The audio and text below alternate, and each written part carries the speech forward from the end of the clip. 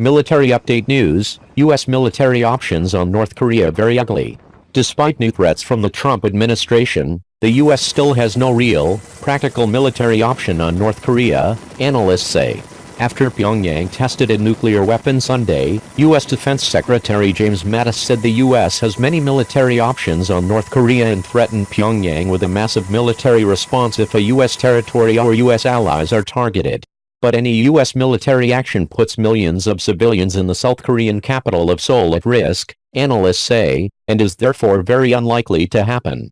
We always have military options, but they're very ugly, said Mark Hertling, a retired U.S. Army general and CNN military analyst.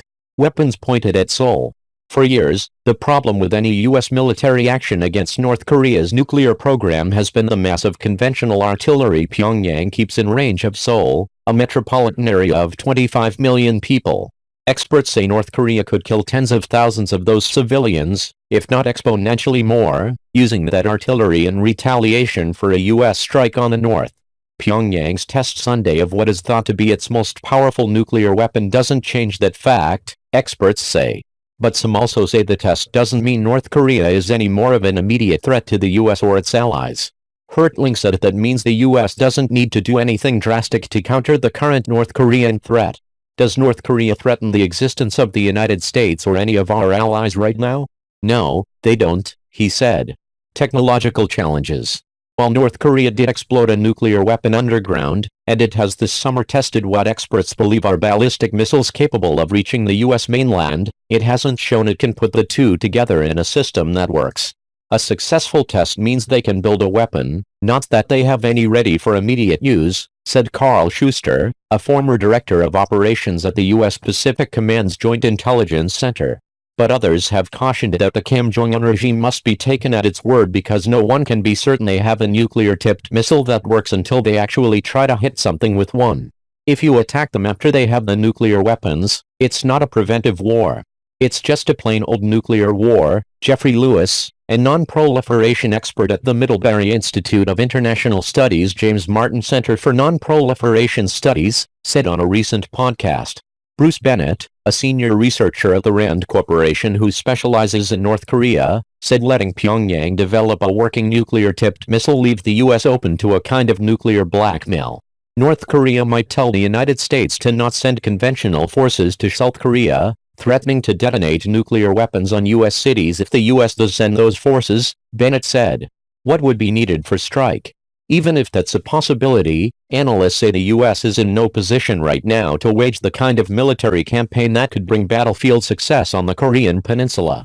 It would need weeks, if not months, to get needed additional troops and equipment to the region. Those would include aircraft such as B-2 and B-52 bombers that would operate out of the U.S. Air Force Base on Guam, and F-22 stealth fighters would be part of any first strike, experts say. Additional warships and submarines equipped with Tomahawk missiles would be needed to suppress North Korean air defenses so the bombers could operate, they say. And then ground troops would be needed in far greater numbers that are now available to take control of sites inside North Korea where nuclear weapons might survive a first strike. No additional forces are present, Schuster said Monday. But the U.S. does have the forces such as the THAAD and Aegis missile defense systems in place to protect South Korea and Japan from a North Korean first strike, Hertling said. And that means there's still time to get diplomacy to work, he said. We're still controlling the clock here. It's within our ability to keep the initiative, he said. CNN's Josh Berlinger, Ben Westcott and Zachary Cohen contributed to this report.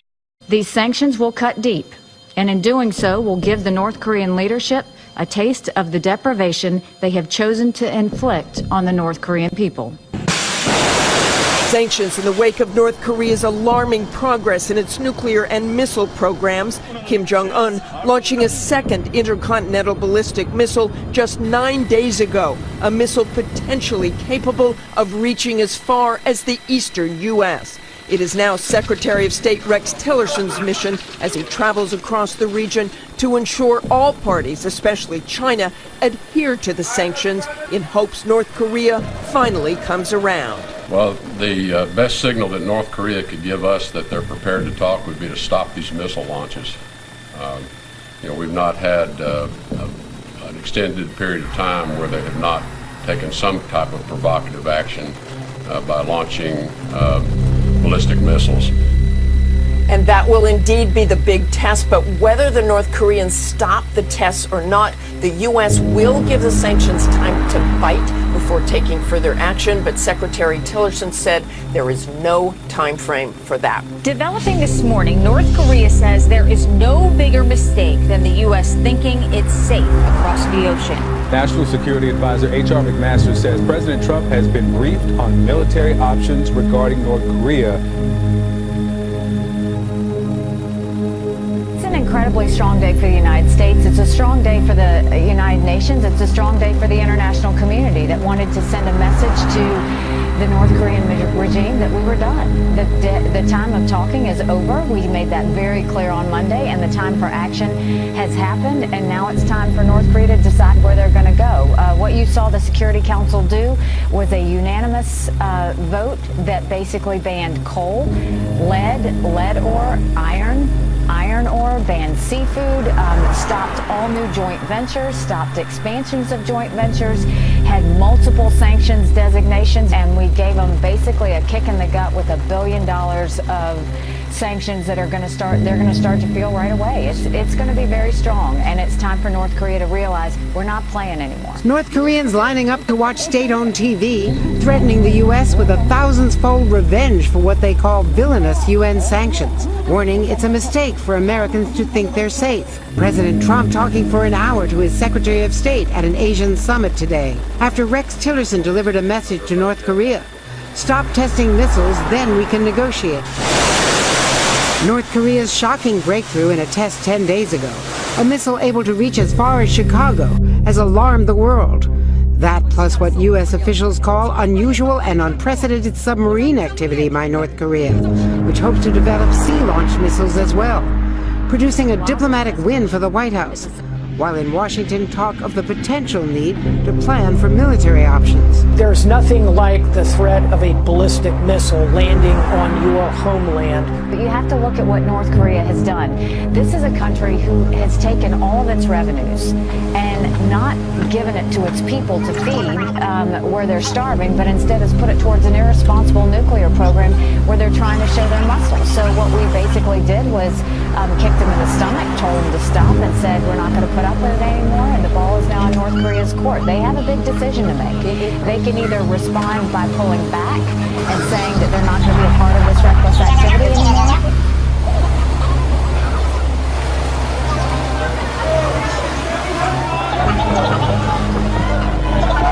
조선의 핵보위가 미국이 떠드는 것처럼 세계적인 위협으로 되는가, 아니면 미국에 한한 위협으로 되는가, 이에 대한 입장을 먼저 가졌습니다. 그리고 조선반도의 핵문제의 근원, 조선반도 정세교파의 근원이 바로 미국에 있다는 입장을 먼저 가졌습니다.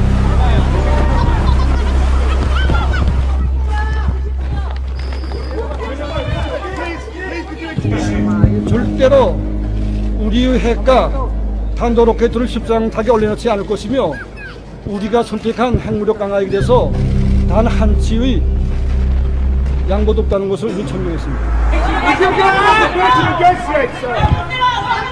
China said that sanctions would put a lid on the nuclear capability of North Korea.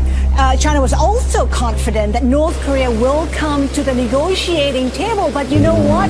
North Korea has just reacted to the sanctions just moments ago for the first time, condemning the move, calling them a violation of sovereignty. It also a promise and action of justice. What action of justice really means, we don't know. We just know it's probably a retaliation. Now, they're believed to be capable, of course, of hitting the U.S. We don't know if they will do that. As you know, the international community has been trying to get Pyongyang to negotiate, but that has been to no avail. Pyongyang has been resistant. According to the Seismological Society of America, most of what the world knows about North Korea's past nuclear tests comes directly from work by seismologists. These scientists study earthquakes and energy waves moving through the ground. Nuclear blasts create their own energy waves, and studying them helps pinpoint the location and size of explosions. On September the 10th, 1996, the UN General Assembly adopted the Comprehensive Nuclear Test Ban Treaty. That banned nuclear explosions everywhere on Earth, the atmosphere, underwater, and underground. North Korea is the only country to perform nuclear tests in this millennium, and all have been underground. That makes seismologists essential. In the case of the last test of North Korea, over 100 seismometers of our network detected the explosion, and seismologists very rapidly can determine the location. The Comprehensive Nuclear Test Ban Treaty Organization has more than 300 monitoring facilities around the world. When North Korea tested nukes in 2006, 2009, and 2013, the data was processed and distributed to their member states within 2 hours of a test. Or in other words, faster than North Korea could even go public with news of its own test. To clarify your thinking, the United States has to take prudent military planning into account.